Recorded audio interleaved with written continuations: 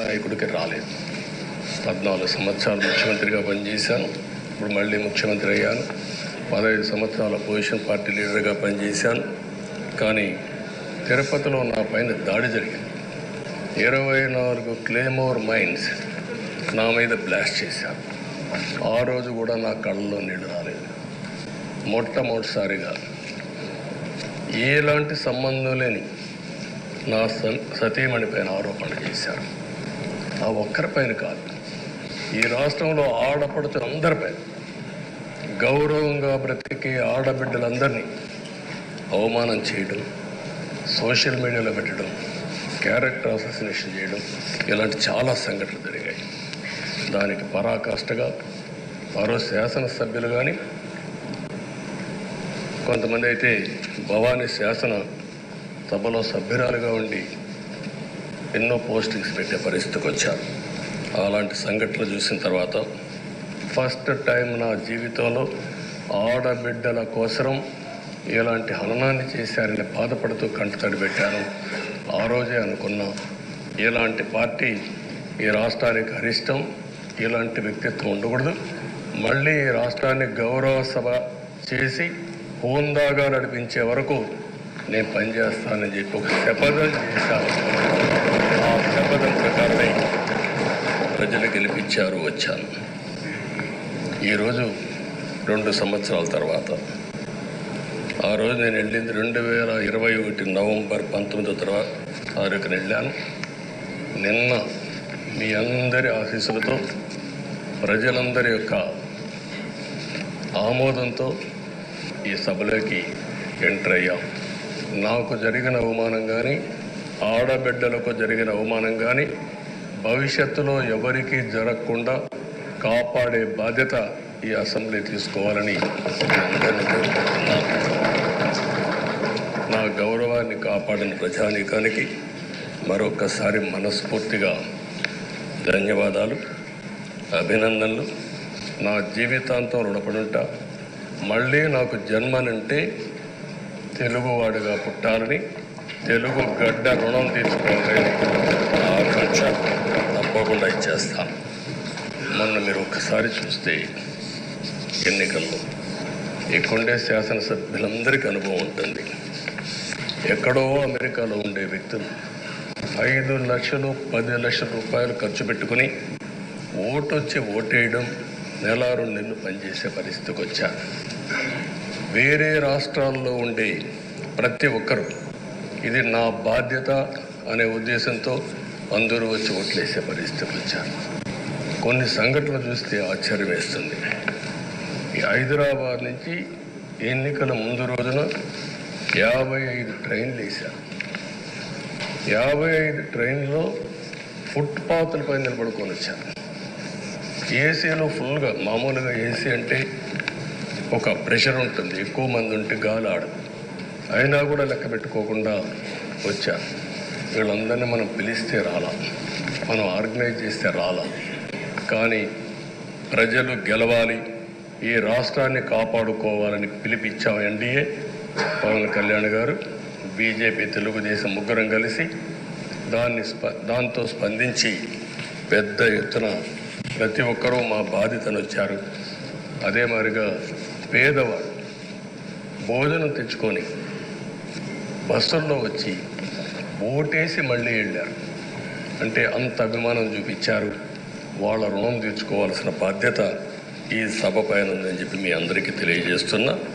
ఆ బాధ్యతని మన కళ్ళ ముందు ఎప్పుడూ కనపడవలసిన అవసరం ఉంది. ఈరోజు రాష్ట్రం విధ్వంసమైన రాష్ట్రాన్ని మళ్ళీ గాడిన పెట్టాలి. మంత్రులందరం ప్రమాణ స్వీకారం చేశాం. పవన్ కళ్యాణ్ గారు అందరం కూడా చేశాం.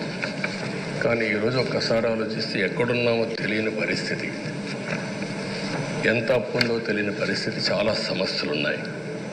అయితే ప్రజలు మంచి ఎమ్మెల్యేలు ఎన్నుకున్నారు. నేను కానీ, పవన్ కళ్యాణ్ గారు కానీ, బీజేపీ కానీ, అగ్రనాయకత్వం అందరం కూడా, నరేంద్ర మోడీ గారితో సహా, ఇంకొక పక్క అమిత్ షా గారు, అందరం కూడా మీటింగ్లు పెట్టినప్పుడు చాలా స్పష్టంగా హామీలు ఇచ్చాం. అవి నమ్మారు, మనలందరినీ ఎంపిక చేసుకున్నారు. మీరందరూ కలిసి ఒక మంచి వ్యక్తిని, రాజకీయాల్లో గౌరవాన్ని కాపాడే వ్యక్తిని, పార్టీని నమ్ముకున్న వ్యక్తిని మీరు ఎన్నుకున్నారు. ఈరోజు మనందరం కూడా గుర్తుపెట్టుకోవాల్సింది, ఇక్కడికి వచ్చినప్పుడు అవతల పార్టీ వాళ్ళు మనం ఎగతాళి చేయాల్సిన అవసరం లేదు. ప్రజలు పనిష్మెంట్ ఇచ్చారు. ఇదే హౌస్లో నేను చూశాను. 23 సీట్లు మాకు వచ్చాయి. నేను బాధపడ్డాము. కానీ ప్రజాస్వామ్యాన్ని గౌరవించాలనే ఉద్దేశంతో ప్రజాస్వామ్యుతంగా పనిచేశాము. 23వ తారీఖు ఎన్నికల రిజల్ట్స్ వస్తే దాన్ని వక్రీకరించి 23వ తారీఖున దేవుడు రాసిన స్క్రిప్ట్ ఇది, మీకు 23 సీట్లు వచ్చాయని మాట్లాడారు. ఇప్పుడు నేను అడుగుతున్నాను, కూటమికి 164 సీట్లు వచ్చాయి. 1, 6, 4 కూడుకుంటే 11 వస్తుంది. రాష్ట్రంలో దగ్గర 1631 రోజులు అమరావతి రైతాంగం ఆడబిడ్డలు ఉద్యమం చేశారు.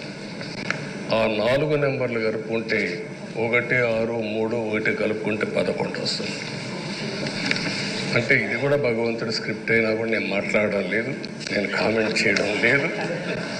ఈరోజు ఉంటే వాళ్ళకు కూడా అర్థమయ్యేది. వాళ్ళు ఉండకుండా పోవడం అనేది వాళ్ళ పిరికితనం తప్ప ఇంకొకటి కాదని చెప్పి కూడా నేను మీకు తెలియజేస్తున్నా. అయితే నేను ఇక్కడుండే సభ్యులను కూడా మిమ్మల్ని కోరుతున్నా, మనం ప్రజా సమస్యలపైన దృష్టి పెట్టాలి తప్ప వీళ్ళ మీద కాదని చెప్పి కూడా నేను మీకు తెలియజేసుకుంటున్నాను. ఆ రోజు పవన్ కళ్యాణ్ గారిని అసెంబ్లీ గేటు కూడా తాకనీయం అని పెద్ద పెద్ద డైలాగులు చెప్పారు. 21 సీట్లలో పోటీ చేస్తే 21 సీట్ని గెలిపించిన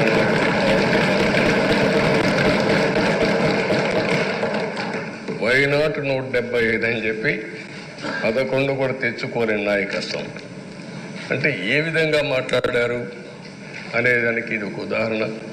ఆ రోజు పవన్ కళ్యాణ్ గారు చాలాసార్లు, నేను కూడా అన్నాను, బయట చాలామంది అభినందించారు. ఎక్కడ తగ్గాలో తగ్గడం, ఎక్కడ గెలవాలో గెలవడం నేర్చిన వ్యక్తి పవన్ కళ్యాణ్ గారు. ఈరోజు మనందరం కూడా గుర్తుపెట్టుకోవాల్సింది, రాజకీయాల్లో సుదీర్ఘమైన రాజకీయాల్లో ఉన్నాం. మొత్తం కలిసి 16వ సభ. మీ అందరికంటే సీనియర్ మోస్ట్ నేను. 8 + 1 9వసారి, అంటే 16 సభల్లో 16వ సభ 9 సభల్లో ఉన్నాను. అంటే అన్ని సభల్లో చూశాను. నా జీవితంలో ఎప్పుడూ చూడని సభ మొన్న జరిగిన సభ, 15వ శాసనసభ. కానీ ఇప్పుడు నేను కోరుకునేది మీ దగ్గర నుంచి, అది ఒక చెడు సభ కింద, ఒక కౌరవ సభ కింద మనం భావించాం. కానీ అత్యున్నతమైన సభగా 16వ శాసనసభని నిర్వహించే బాధ్యత మనందరిపైన ఉంది. గౌరవప్రదంగా నిర్వహించాలి. అదే సమయంలో ఇక్కడుండే ప్రతిపక్షాల దృష్టిలో పెట్టుకొని కాదు, 24 గంటలు మనం ప్రజలతో ఉండాలి. ప్రజాప్రభుత్వంగా ప్రజలకు జవాబుదారితనంగా ఉండాల్సిందిగా నేను మిమ్మల్ని అందరినీ కోరుకుంటున్నాను. ఈరోజు